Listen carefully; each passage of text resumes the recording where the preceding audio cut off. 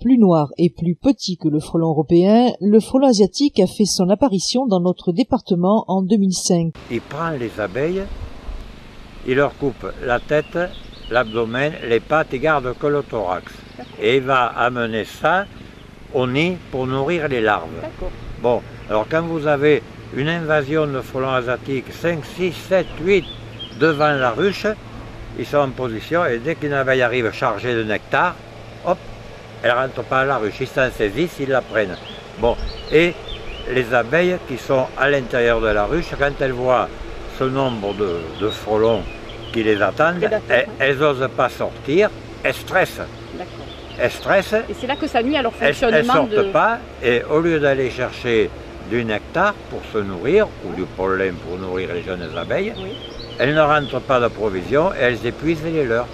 Et avec le stress, il arrive que la colonie s'effondre. La piqûre est dangereuse pour l'homme. Bon, c'est du venin, c'est un poison.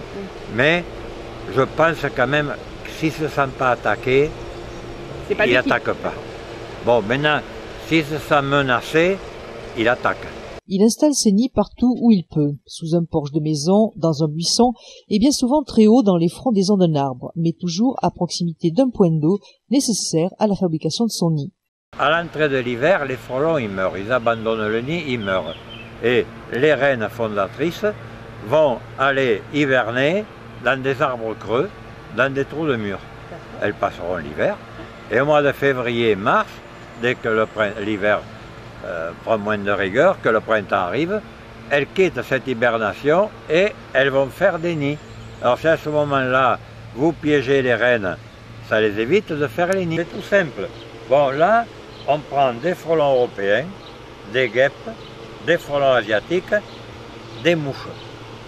Bon, on fait avec de la bière brune qui est plus attractive que la blonde. On y ajoute du sucre ou alors du sirop de cassis. C'est pas onéreux. Passé le mois de mai, les premiers nids dans lesquels les reines pondent leurs œufs seront déjà formés. Ces dernières ne le quitteront plus et les pièges deviendront pour elles inefficaces. Au mois de mai, les nids sont élaborés. On attrapera des frelons, des ouvrières, ou des mâles. Ils sont en train d'élaborer le gros nid. Voilà. Mais les reines vont continuer à pondre et les nids vont prendre de l'importance et de la population. La reine fondatrice fait ce nid, élève des ouvrières qui après, elles vont bâtir des nids et élever des reines et continuer la progression jusqu'à ce stade-là. Ça, c'est fait avec l'écorce des arbres. Ils le mouillent, ils font comme une pâte à papier, vous voyez. Dans ces alvéoles sont nés des frelons et l'entrée, elle était là. Bon, le nid, il était debout sur un noisetier. Le frelon asiatique, il est noir. Il est noir. Il a l'avant-dernier anneau de l'abdomen marron. La tête marron. Oui. La tête, l'avant-dernier anneau de l'abdomen marron. Et les pattes noires et orange marron, quoi.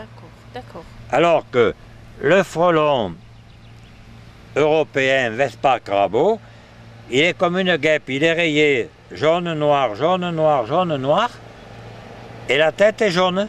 Si vous suspectez un nid, la démarche à suivre est de le signaler à la mairie de Figeac. Celle-ci demandera à l'apiculteur référent de constater qu'il s'agit bien de frelons asiatiques.